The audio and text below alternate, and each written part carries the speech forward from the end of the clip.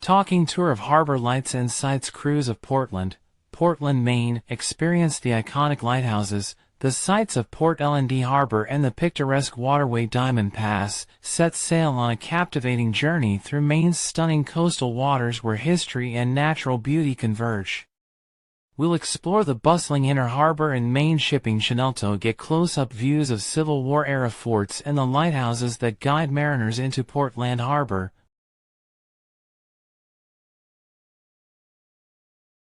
They're in a terrible spot, hard to get to, but we do have them.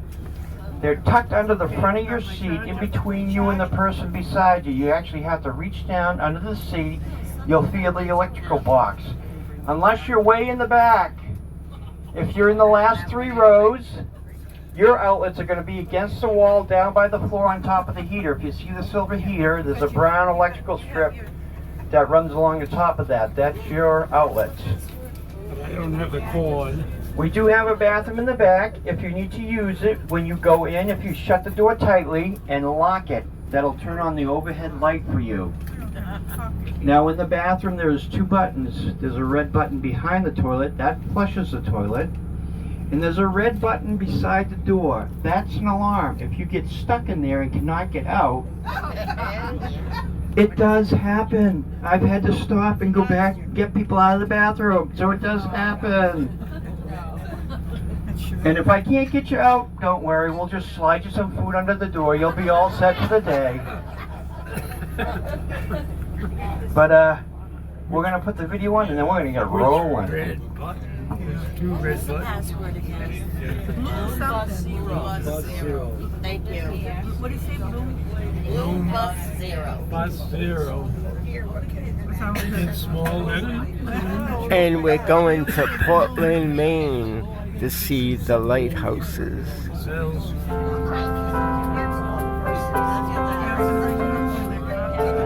Welcome aboard and thanks for choosing us for your travel needs. You've selected the safest means of surface transportation. Our driver and this vehicle must meet rigorous government safety rules before they can serve you. Your safety and comfort is very important to us. We want you to be familiar with features on this motor coach and to use them properly and safely.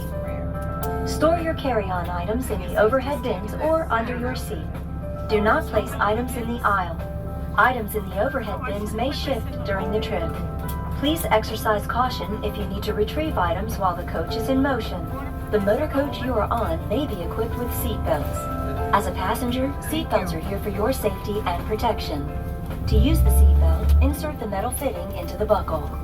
To release the seat belt, just press the latch. As we begin our trip, we ask that when the motor coach is in motion, you remain seated. And we highly recommend that if this motor coach has seat belts, you wear them at all times. Your seat back reclines for your comfort. Controls are located on each side. Reading lights for each passenger are directly above your seat. For your safety, please stay seated while the bus is in motion. If you must stand while the bus is in motion, support yourself using the seat backs, hand grips, or overhead supports to prevent falling. A restroom may be located on the motor coach for use during the trip. When in the restroom, be sure to latch the door for your privacy. For your safety, use hand supports in the restroom when the bus is in motion. In the event of an emergency, the restroom is equipped with a button to notify the driver. Federal law prohibits smoking on this motor coach. Alcohol consumption is prohibited unless prior written permission has been obtained. While in motion, stay behind the white line at the front of the bus. Keep your hands and feet out of the aisle when seated. Please be considerate of other passengers by maintaining a reasonable volume on your personal entertainment devices and cell phone conversations. Do not talk to the driver while the motor coach is in motion unless necessary. Safe operation of this vehicle requires the driver's full attention. Please observe the instructions on all posted signs and placards. In the event of an emergency, remain calm and listen to the driver's instructions. If necessary, notify authorities of an emergency situation by dialing 911. A fire extinguisher is either near the driver's seat, in the frontmost overhead compartment, or underneath the right front side passenger seats. This motor coach has numerous emergency exits that include designated push-out windows. The front door may also be used as an exit. Depending on the motor coach model, Windows may be used for emergency exits by either lifting the latch bar or pulling the red latch downward to release the window. Roof vents over the aisle may also be used for exit in case of emergency. To open, pull the handle and then push the roof latch up. If you are able, assist the driver in an emergency by helping mobility impaired passengers exit safely from the bus. Yeah. I gotta pay a bill. Look how pretty it is. Oh gosh. Get a spot without the trees. We're waiting for the sun to appear.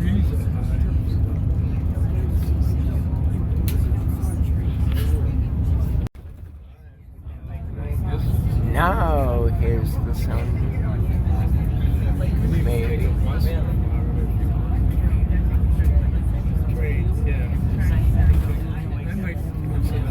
I'm not sure. I'm really not sure. I don't think I don't like planes.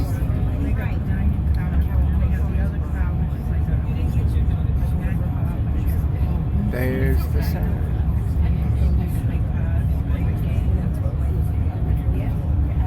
I took the Amtrak from Boston into Providence when they had the old, when they redid the old station.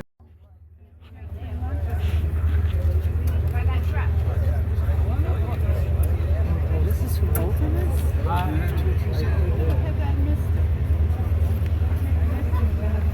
Portland, Maine. I have one ticket. No, this is hers. We got two people. She gave me one ticket and said it was for both of us. Yeah, that's what she said. I heard her. I heard her tell somebody else that too. That's what the both of you.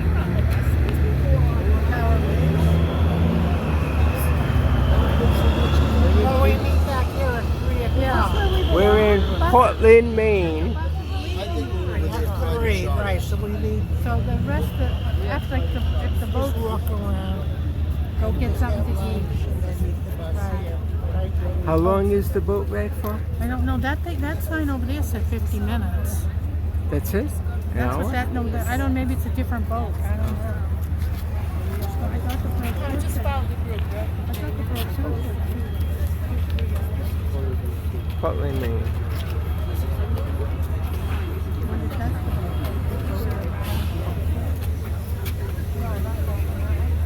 See, the boat I was looking at was like open like that on the internet. What about that one? Straight ahead. That could be one of the. I have no idea what the boat.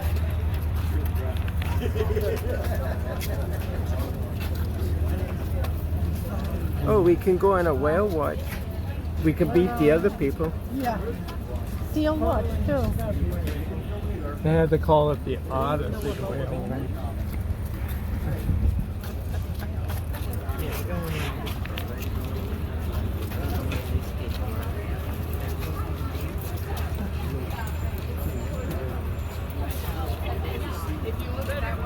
Seal watching too, not just whales.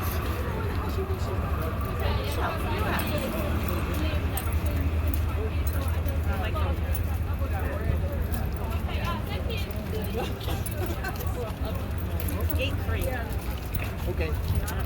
So did you really have to? Okay.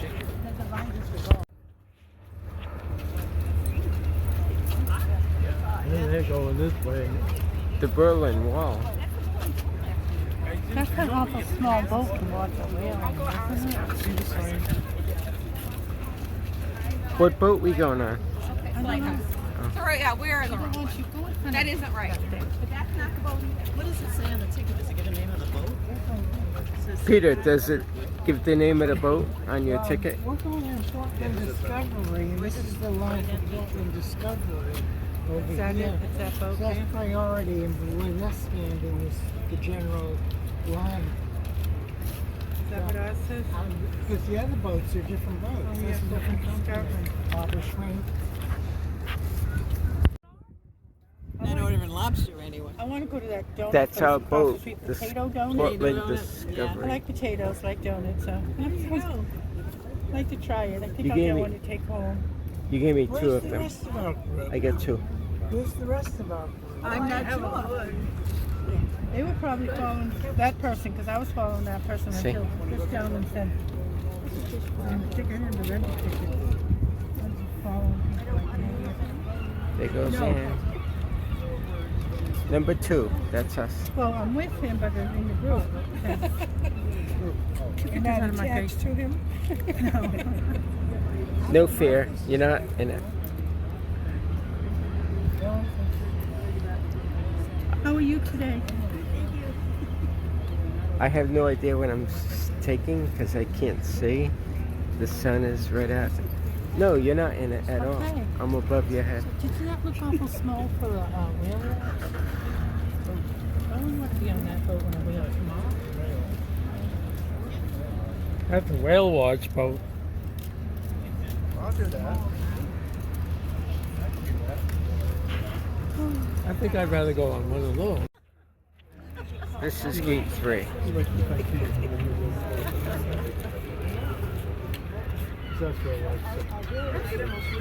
If they don't have enough room, I could go on the rowboats.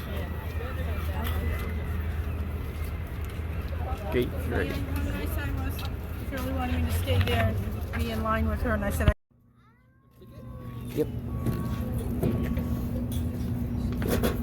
Thank you. Yep.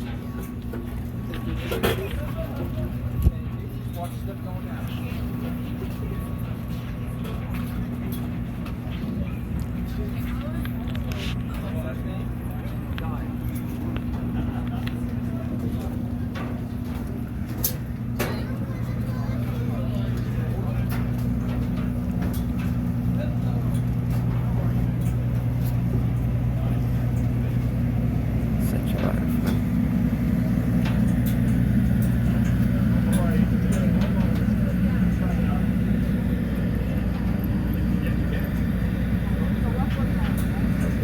Okay, we're inside. We're inside the ship. They have wedding parties here. "There's a small dance floor." Now upstairs is outside, right?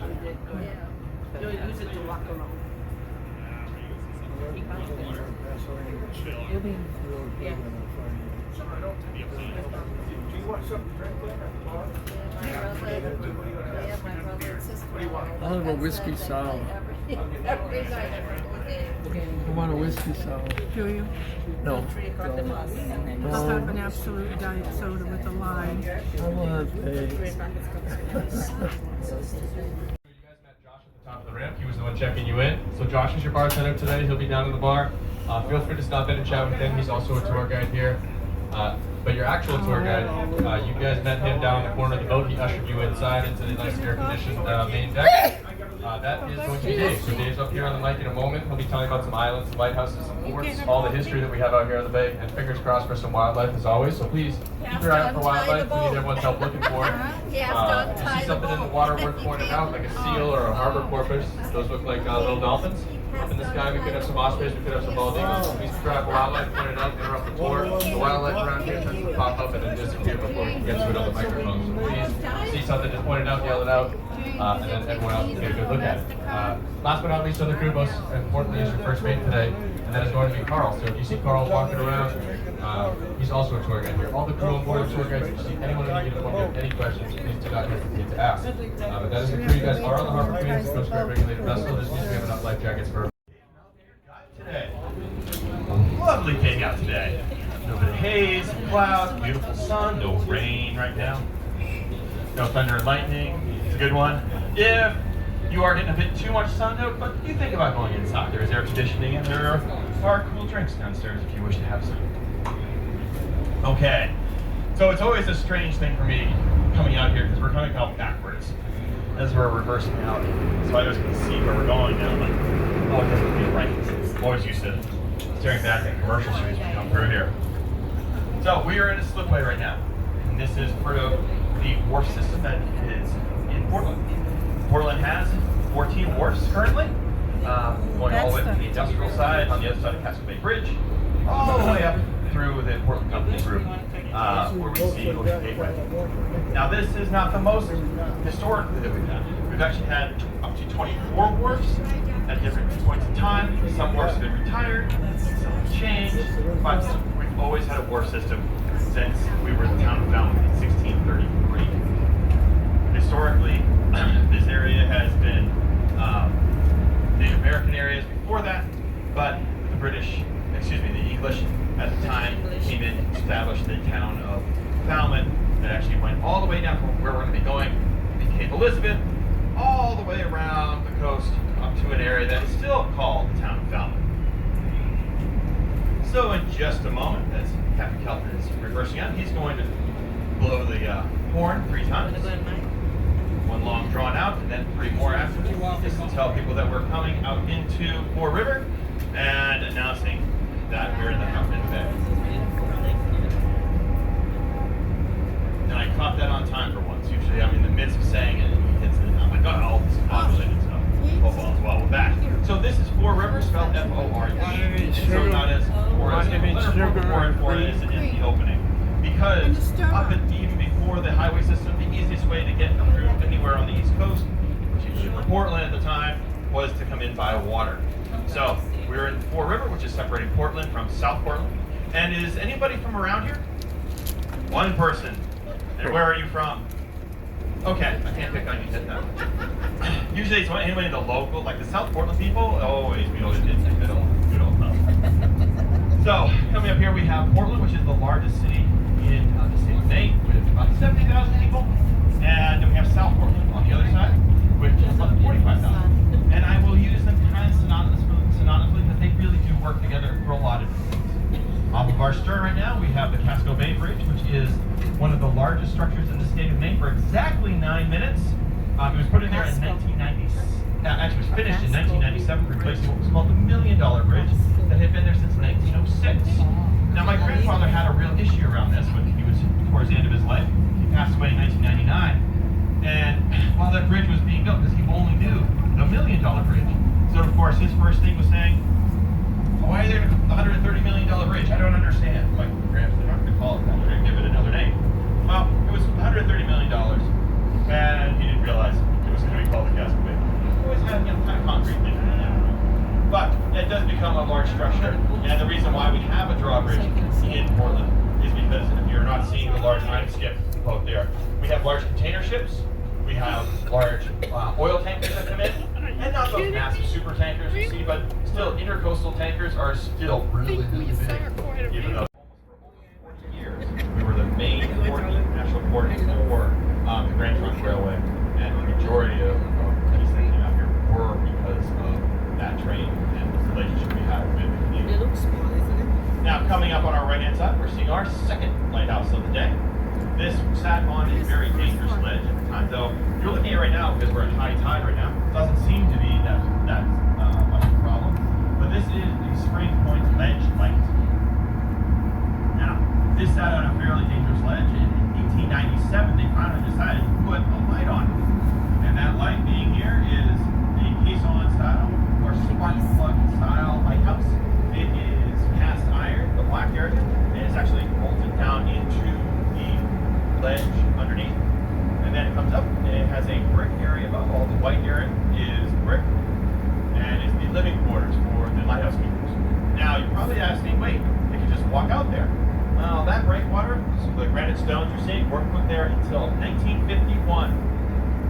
So it does kind of change a little bit of what's going on. The lighthouse keepers at the time here actually would have to row out, and they would actually take care of this lighthouse and bug light as well. If you look at the top of this lighthouse, it is a sector light. It has a white section on one side and a red section on the other. Problem too. So it was the white, you're all right. If you're red, you're dead. It's kind of the moniker that went on with that one. Now this area on the breakwater is walkable. You notice there are people walking on it, but I will have to phrase it a few ways. If you're deciding you want to go up and visit there, you can.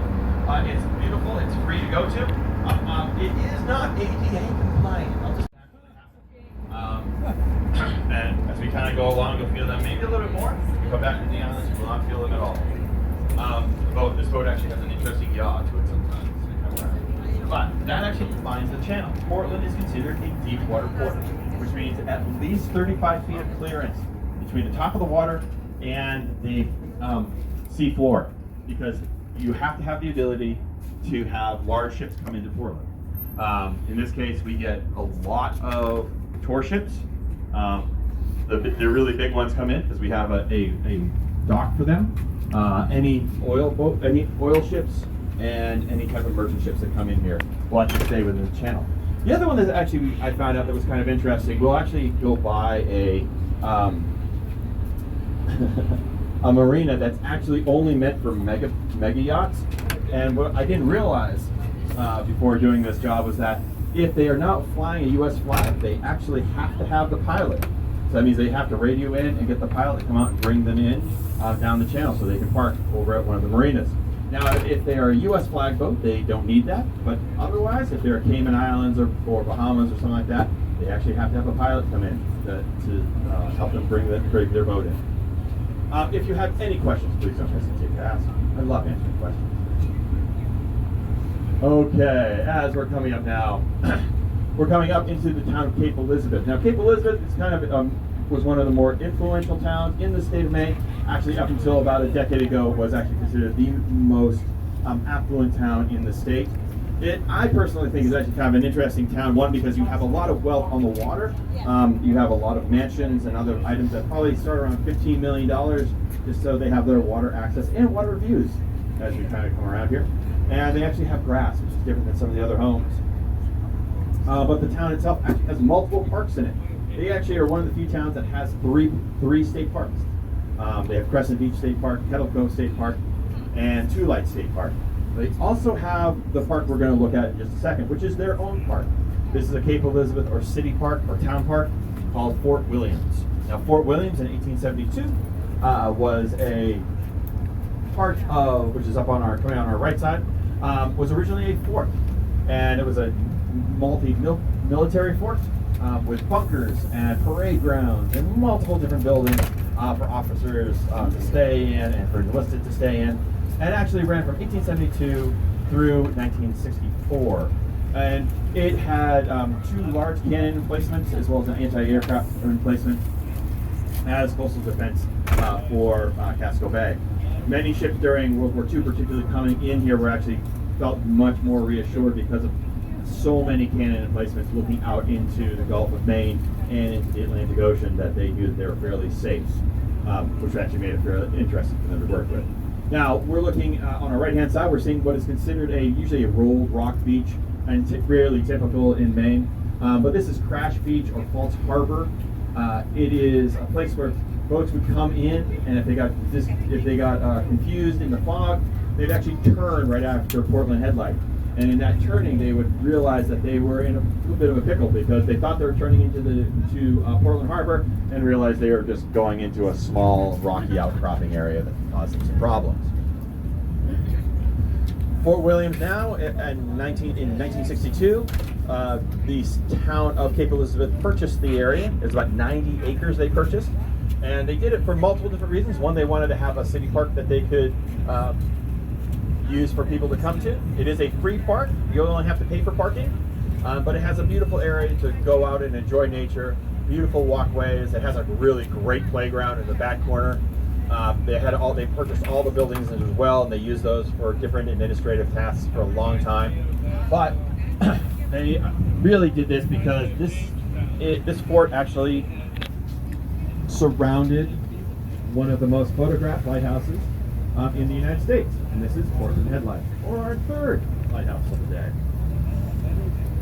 Portland Headlight is considered the first lighthouse in the United States, and yes, I know those people, anybody from Massachusetts who wants to argue with me about that. Boston has probably the oldest lighthouse, though it is not the first one since the British paid for it. This one was actually paid for by George Washington and the U.S. government at the time in 1788. Granted, they only put $1,500 for it, and that kind of leads to some of the issues that go along with Portland Headlight. If you'll notice just below the collar, you'll notice the rough texture of the lighthouse structure. That's because that is all made by locally sourced field stone. So farmers would be working on their fields, bringing up stones. They bring the stones down to stonemasons who are working on this structure, and they would chisel them and put them all back in place. Then the lighthouse itself started at about 64 feet, but of course it had a little bit of an issue reaching over its, getting its light to actually go far enough over to Cape Dyer, and so they extended it up about 10 feet. It currently stands at 101 foot tall off the water. It has a halogen light in it that can see 26 miles out through a Fresnel lens.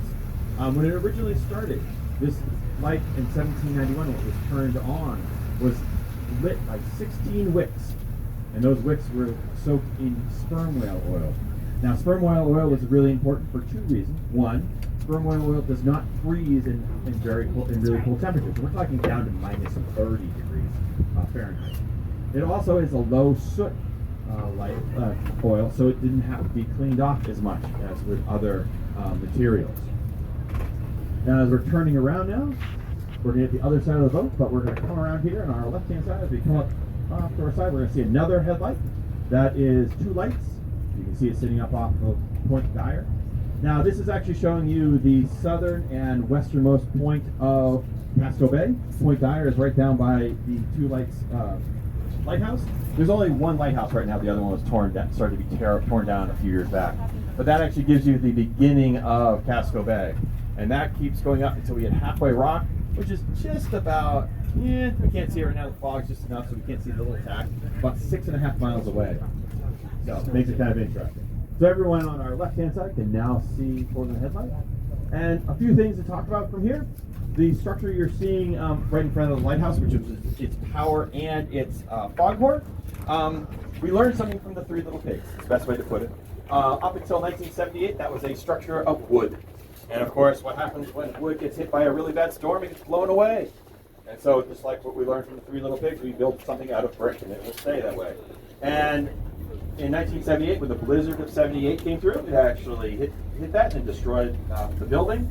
And for 14 days, there was no power or light coming out of the lighthouse. That was only the second time this lighthouse has ever been shut off. It happened once in 1943 when they were worried about incursions of German U-boats outside of Casco Bay at the time. Now, originally, that foghorn was powered by many different things. When it first started, it was actually a cannon was fired off, which for a lighthouse keeper could be kind of a weird thing to have. Then it turned over to a steam engine horn, which means they would actually be burned coal inside. And of course, lighthouses had many different types of materials that were actually used, either from bunker fuel to sperm whale oil to electricity finally. And at one point in time, there was one family, the Strout family, was here for 59 years, producing multiple family members who became lighthouse keepers, which kind of brings up the idea of nepotism in the lighthouse keeper industry. I don't think we need to go down that one because I don't think it's as famous as, Hollywood star. But it has an interesting part. It's actually a great access space here for anyone to be a lighthouse keeper because you're right here, right close to you can go into town. There's a group of harbor porpoise directly in front of the boat. Oh, yeah, they're on the left-hand side. They just flashed up a bit. There they are again. 1, 2, 3, 4, 5, 6. They're traveling right to left. Yep. So they're right over here, right off their bow. There we go. They're always kind of a hard one to see. That's okay. Because they just come out of nowhere. And then pop up someplace else. Do they come up again? What am I looking for? Huh? What is it? Porpoises. I didn't see no porpoises.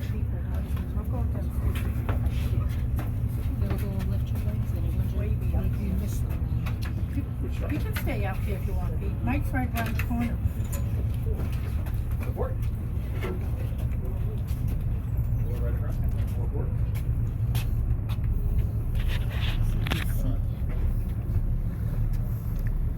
Oh yeah, see the Okay, so that's great. I love watching those guys. They're always kind of a mystery because they show up and then they usually follow a certain path. We're on a boat probably last week, and they were going in one direction, and also they turned at us. I'm like, what the heck? Where'd that come from? So as we're looking out on our right-hand side, and we're looking way off into the distance on our right-hand side, you can see what looks like a shadow on the horizon. That's actually Halfway Rock. So that's another lighthouse.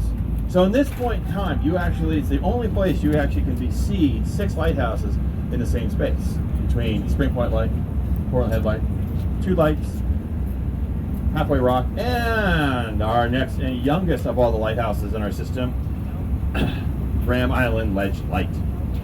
Now, Ram Island Ledge Light sits on a very dangerous ledge that is underwater during high tide. And in the 1890s, it really became kind of a problem because, well, at one point in time, somehow 3 merchant ships ran aground there on the same day. Which makes you sit there and wonder, what was the third guy thinking? Was he sitting there like, like the 8-year-old going, I can make it, I can make it. Oh, you can still see those seals. The porpoises off in the background. So yeah, if you want us coming off our stern, you can still see the harbor porpoises coming up on our left-hand side. Now, Ram Island Ledge Light is the newest light because in 1905 it was actually completed. It is made out of granite. It has, from April 1904 through 1905, it stands about 90 feet tall and has a 26-ton light enclosure put on top. They also have a K-5 school. They also have a police and constable service as well as fire and rescue service. And they're one of the few islands that actually get services. And that'll come up as a story as well. Now, you're looking at Peaks Island, which is the Forest City landing on Peaks Island. It's really the main landing onto Peaks. And the Mashagon 2, as well as one of the other boats from Casco Bay Lines, will service this island 17 times a day during the summer. Now, I said there's 950 people are here year-round. There are over 6,000 people on this island currently. Okay, so it has a huge summer population. Neat parts about the island. There is the story that there are a pair of sisters back in the 1920s who were very integral in getting actually light power and water out to the islands, and that they actually really were really quite good advocates for the island communities. Because before the 1920s, none of the islands actually had water and power. And the nice part about that would be is that Peaks Island also used to be known as Ponds Island. It has 2 large ponds on it. And through early history, through the 1910s, 1920s, and into the 1930s, this actually was also known as the Coney Island of the North. It had rides and movie theaters and other things that attracted people to come out to the island. Now that all kind of went away during World War II because instead of people coming out, we had 1,700 soldiers actually sat on the island. And they put a large fort on it called Battery Steel. Inside that fort, they actually put 2 cannons on it that were 2 large 16-inch cannons that were supposed to be on a battleship, but they were actually put out here as coastal defense. The issue becomes that the only time they were actually charged to see if they actually worked was when they fired them once. They fired 1 cannon at a 3/4 charge. And of course, think about this. You take a cannon that's supposed to be on a battleship, and you put it on land, in cement, and then you fire it around people. There's an issue that happens with that. And it wasn't really, the people were fine, but within a 1/4 mile of Battery Steel, all their glassware and windows were not fine. Became quite a bit of an issue around what happened with Battery Steel as well. Now, there's an interesting that's happening now because Battery Steel is actually now one of the new ferries that's being put in on Casco Bay Lines. It was supposed to be put up back in July, and haven't seen or heard anything of it since. But it's actually a hybrid electric, so it's a diesel engine and electric, so it's kind of like a train. Aren't all trains that way as well? I would like to say that one because everyone's like, "Oh, it's such a new thing." I'm like, no, all of the trains I can think of are all hybrid electrics anyway. So as we're coming up here, looking onto our left-hand side, we have a big old super yacht sitting out in the yard right now on Casco Bay. That the item over there coming off our port side stern with a blue hull. We're looking back over to Portland where we've just been. Nice and beautiful wind right now. Hopefully you're feeling the temperatures drop a little bit. If it hasn't, please. Because you'll still be able to hear me. I will not escape you. If we're looking over onto our left-hand side now, we're seeing a casino. Now, this is a casino from early 1900s, and casinos were very different at the time when we think about that. They are not ones where you go gambling. They're actually much more of a social place, a place where people would go out and meet other people, have a light meal, actually meet others. But in this case, this was actually started because the city of Portland wanted to get rid of and change an island. This is actually called Little Diamond Island. And before 1905, this was called Little Hog Island. Does anybody tell me what was grown on this island? Hogs. And it was a good smelly operation for most of the century before, and to a level that if it was a nice warm day, such as we are, maybe a little warmer, and the wind was just right, it would actually stink out the city itself. So, 1905, the city of Portland actually gets rid of the hog farmer who was on Little Diamond and Great Diamond, and this casino was actually built. The Maine Realty Company buys the entire island, actually sections out all the homes that are supposed to be here, and within 30 days after that casino was built, the real estate agent brought in the people, they brought in all the people to watch, and they went and sold all the properties on the island. Little Diamond Island is a neighborhood of the city of Portland. It's a summer neighborhood, just like I mentioned before. They do get some services. Portland Observatory. It burned 1,500 structures and displaced 10,000 people. So it became one of those real big things to deal with. If we're looking at the Main State Pier, which is the largest pier off to our stern right now, that started as an immigration station. Currently, it is a fish processing area. So it's one of the few wharfs that has done everything from immigration to crustaceans over its history.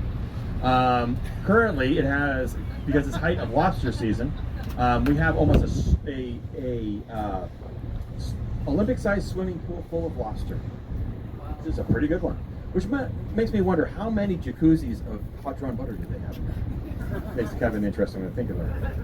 Seeing the front of the Mashagon 2, if you want to bring your car out to Peaks Island, you can. It's about $187. You only pay for it once. You come out, and then they'll bring your car back with you. Also, if you want to go out and just walk around Peaks Island, a great place to do it. It costs you about $10 to $15, I believe. As we're looking off here, also off to our stern on our right-hand side, we're looking at two of the boats of the Portland Schooner Company, and we have a big seal going through Portland Harbor right now.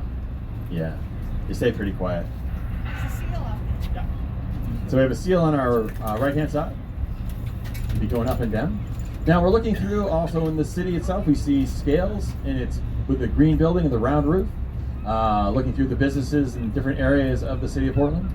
We can see there's a pier barge also working its magic right now, putting in new pilings to build up the pier. And also onto our right-hand side, just about where that seal was, we're seeing Luke's Lobster, which has the multicolored umbrellas on Portland Wharf. Now you'll notice that wharf is incredibly low.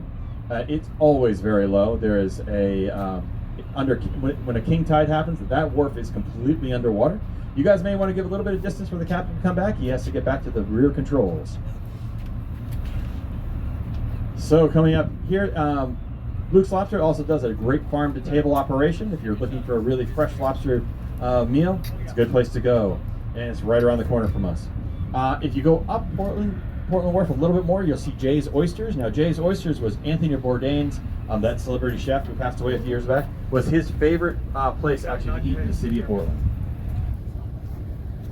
So it really makes it kind of an interesting place to come around here. Now, as we're coming down into DeMillo's Marina and the floating restaurant we're going to chat about in the end. Now, Tony DeMillo was kind of an interesting individual. He really spent a lot of time doing his own family's restaurant, but he really had a different vision. He actually was one of the first people to ask to see if he could put a restaurant out on Port Gorgeous. The city town fathers thought he was crazy. He then went and asked to get a bank loan so he could get and put a floating restaurant down here on the water. And the banks were like, no one is building anything in that area because Portland is a seedy little waterfront city, and there's no way that's going to happen. So he then goes and gets 100 investors who will all put plaques inside there. And he went down to Newport, Rhode Island, and bought that, which is the DeMillo's Floating Restaurant. Been there since 1982. Has about 600 seats. as well as the marina. Now, Tony has passed, but his vision of what can happen in the city of Portland really did come true. Moved from a seedy little town to a bunch of tourist places, very expensive condos that are all around here, because all the condos are stupidly expensive, as well as most of the housing. But lots of restaurants, lots of bars, good bars, not kind of the seedy ones. There are a few still, but not as many as there used to be. But lots of good bars, lots of great restaurants that actually rival Boston and New York. There are a lot of New York chefs who are actually up in Portland now, actually setting up their operations. So it has a lot of neat things that are going on within the city itself. As you're seeing, there are lots of extra big motor yachts that are showing up here as well. So it's a great place for those people to come up and stay for the summer season. As we start to wrap up, going down our slipway, I'd like to bring up some of the other places that are kind of neat, because some of you guys won't be able to see it. We are also the #1 spot for bachelorette parties. Because yes, we have lots of restaurants, we have lots of bars. We also have a little street that a lot of them like to go to. It's called Wharf Street. Now, Wharf Street starts at Union and ends at Bolton Street. The neat part about it is that it is all cobblestones. Now, if you remember, cobblestones are actually all originally ship ballasts. So those cobblestones are all sitting there in the road. And Wharf Street starts with a cookie shop, bar, really nice restaurant, bar with a restaurant, more food places, ends with an ice cream shop and a tattoo parlor. I don't know why bachelorettes like to go down this spot. It just seems like a horrible disaster to me, particularly because it's already hard enough to walk with sneakers going down that road. But it just kind of goes down those pieces as we go on as well. So as we're coming into the slipway right now, I'll start to wrap up my little spiel. And I do hope you guys had fun. Hopefully you didn't get too overheated. Hopefully you got some drinks. We had some fun with the door that broke. We saw some lighthouses. We saw some porpoises, a few seals.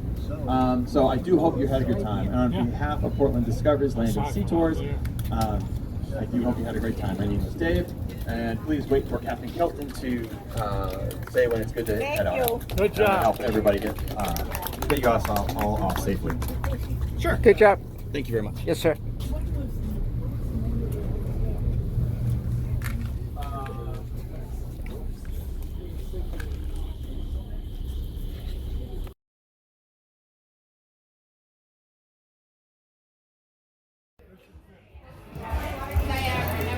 This reminds me of when I was in Cambridge, and I see people like break dancing, and all I wanted to go to, and ice cream, and we sat.